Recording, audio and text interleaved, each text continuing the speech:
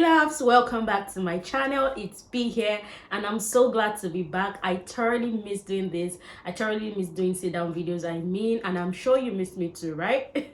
All right guys, so we're back to business, and today of course we're going to be talking business. As you can see from the title of this video, today I'm going to be sharing with you businesses that you can do and start with 20,000 naira or even less. Some of these businesses do not even require you to start with anything at all. So if that sounds like something you'll be interested to know about, please stay tuned.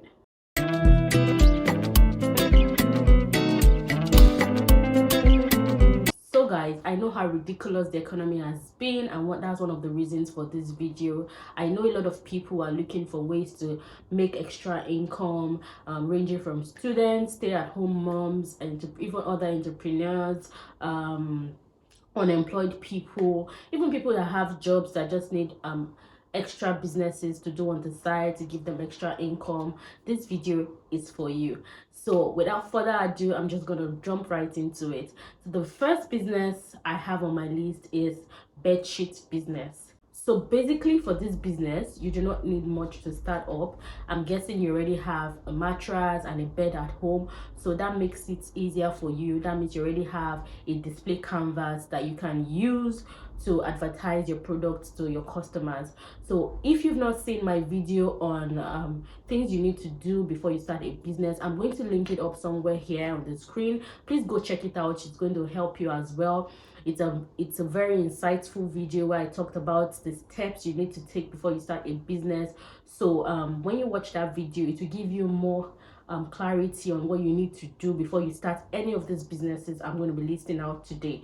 So let's get back to our bedsheet business. So like I mentioned, since you already have a canvas at home that you can use to display your product, what you need to do is to do your research on where, depending on where you are, on where you can get the fabrics you're going to be selling to your customers. If you're in somewhere like Lagos, I'm aware that the popular market in Yaba is a good place to get fabrics that you can use for bed sheets.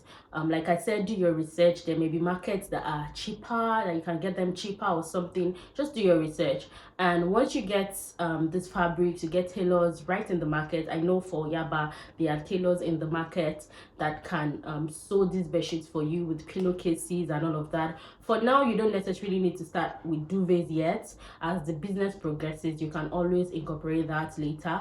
So once you get that, you get home, you display this bedsheet and mat and pillowcase on your bed at home, right? And use that to advertise to your customers, so that when you get an order, it's easy for you to just quickly get to the market and sell to your customers. So like I said, do your research.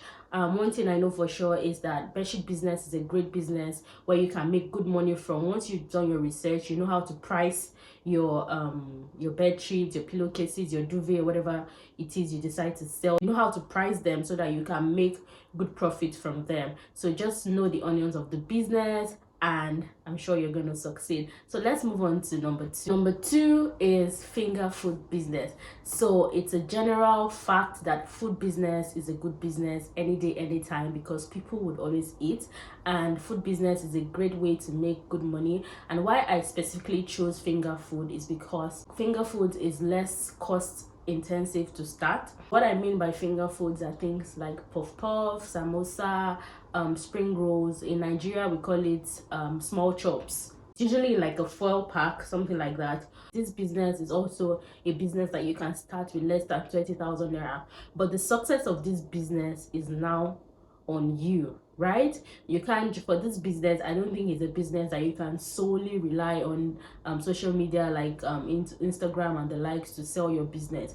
I would personally suggest and prefer that you go to places like offices and speak to them if they have an HR or somebody in charge that you can speak to about giving them lunch packages, so that you're certain that every day you have people to sell this product to, right? So you can go to places like churches. You can liaise with event planners to supply their events, maybe a wedding or something, with this product and all of that. Basically, you do not need much to start up, and it's a business that most times when you have a contract, the client pays you upfront, maybe 50%, 60%, depending on the bargain, and you can use that money to buy the necessary products you're going to be using, the necessary ingredients you're going to be needing to make these finger foods. So for the office part, like I said, if you already know the number of people that you're going to be serving this lunch package to in the office, you already know how to walk around the ingredients you're going to be needing. But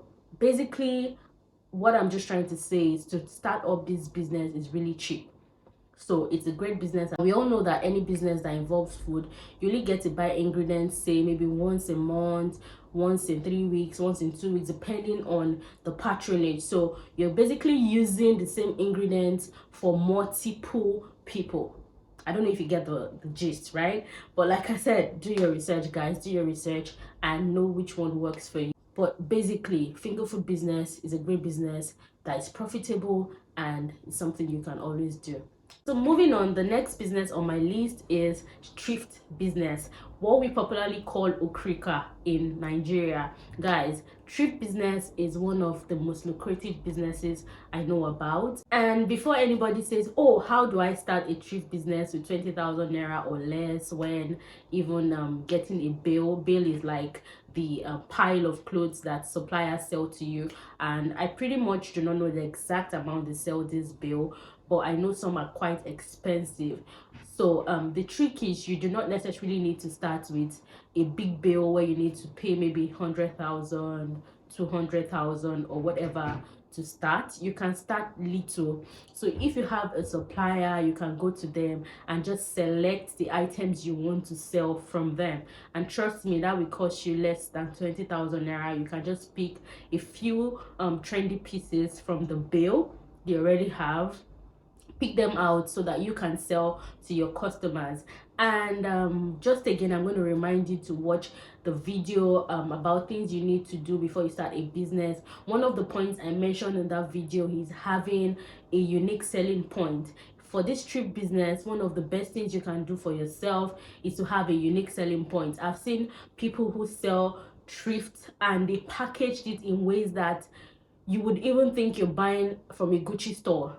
Basically, they would wash them, iron them, spray perfume on them, just give it a lift so that it looks bougie and not just regular, like the regular okrika you know about. So know your unique selling points for this business. Decide on what you want to do differently for your customers. It could be anything. Literally, it's not necessarily, it doesn't have to be what I've just mentioned. It could be anything that you feel like would give your business a bit of spice to it and would make people prefer to patronize your own thrift business to the other person. So thrift business, like I said, is one of the most lucrative businesses ever.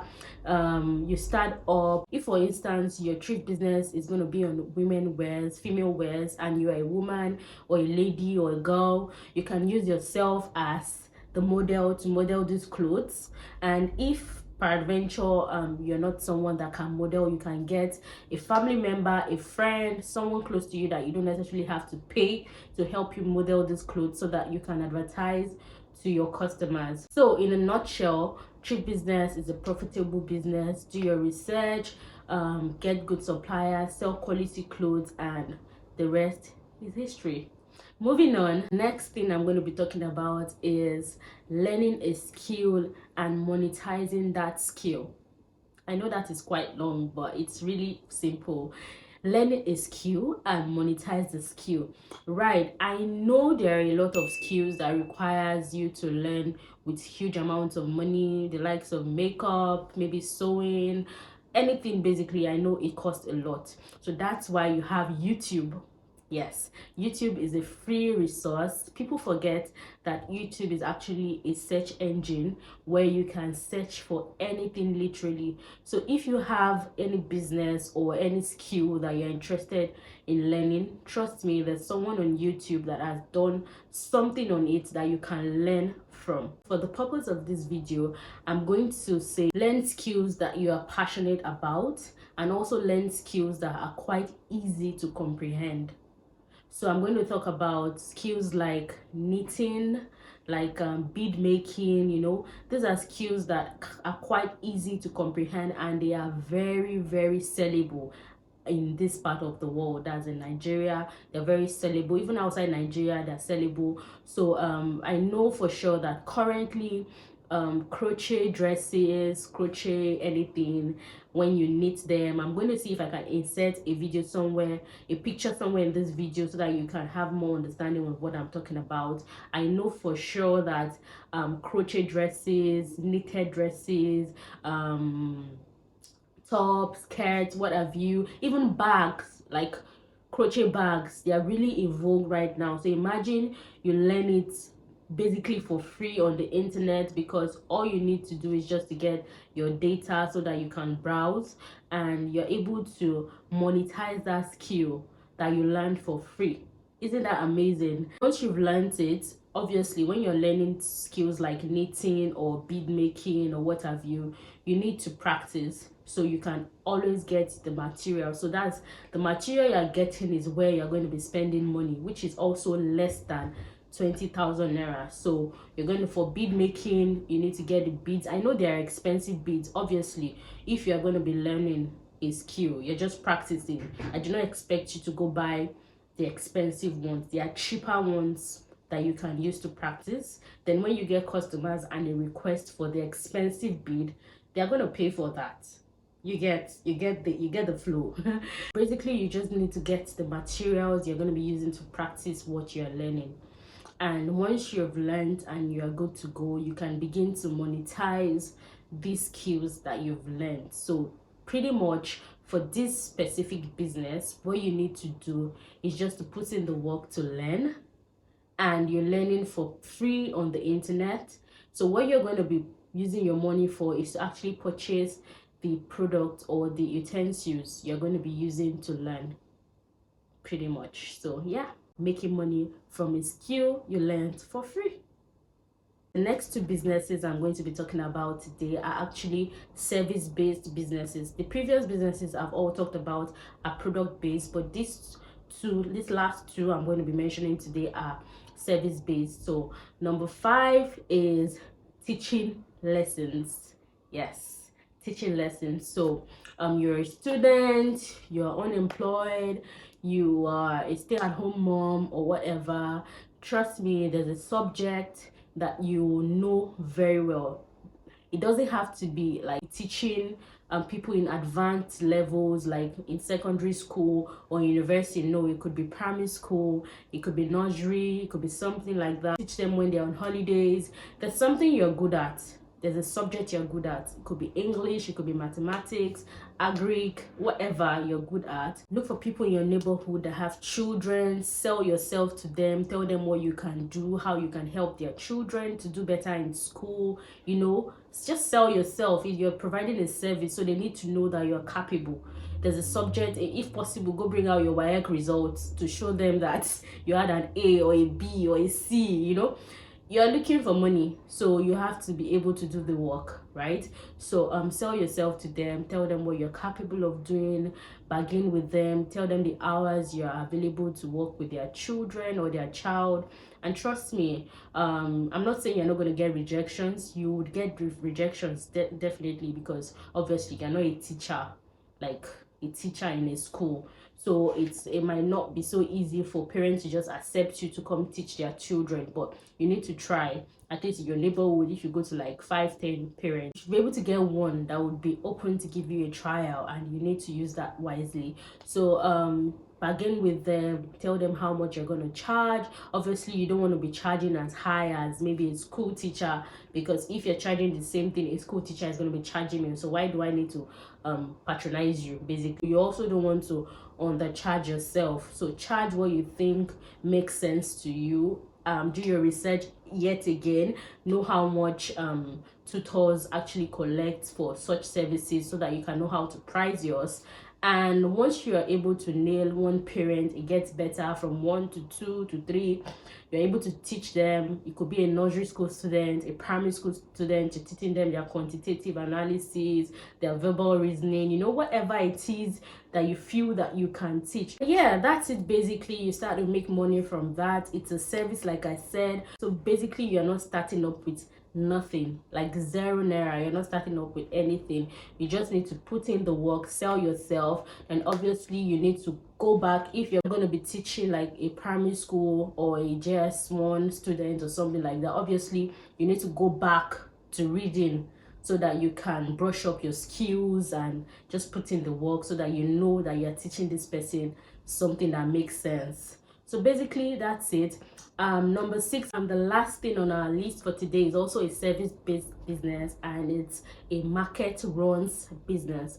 It's quite popular in Lagos. I do not know if it's popular in other parts of Nigeria, but just in case you're watching this and you're in other cities and it's not popular in your city, why not start up in your city and see how far you can take this business? For this business, all you have to do is to help people with their market runs. So basically, people are busy with their lives, with their work, with raising a family, doing all sorts, traveling.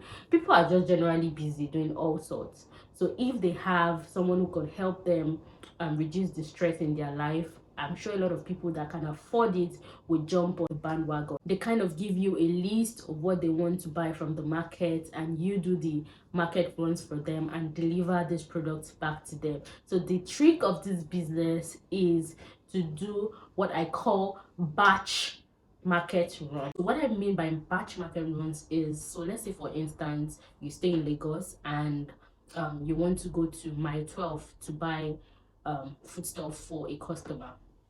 So instead of going for just one customer, you can say, oh, I shop every Friday or every Saturday, right? So before that Friday or Saturday, you already have like 5, 6, 10 families or 10 customers that already sent you their list of what they want to buy. You get the gist. So you take this list, go on your Friday or your Saturday and buy for every of these customers. So what you've done doing that is you've shopped them at a go, you've shopped them at a batch. So you do not need to go to the market repeatedly during the week. So what you've done is you've saved yourself the stress of going practically every day. You've also saved yourself some money, because obviously you're going to be transporting yourself there, or if you have a car, you're going to be using your fuel to and fro. But if you are just doing it all at once, you're saving the costs of transportation, and you're also saving yourself the stress of going severally.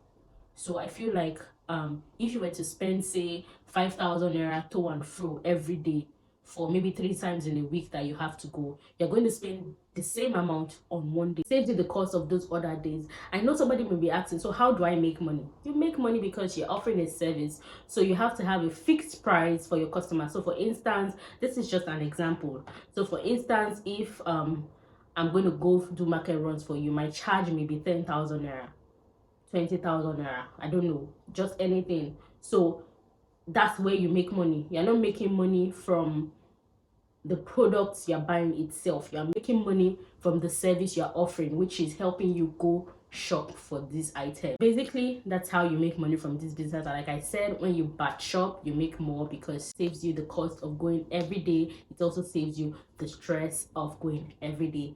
This brings us to the end of this video. Thank you guys so much for watching. If you have other video suggestions you'd like me to shoot about, please let me know in the comment section. And if you also have other businesses that you know or you think that we can start with less than 20,000 naira or 20,000 naira on the dot, please let us know in the comment section as well. And before you go, please do not forget to like, share and subscribe to my channel. Share my video to your friends, your families and everyone you love. Till next time, guys.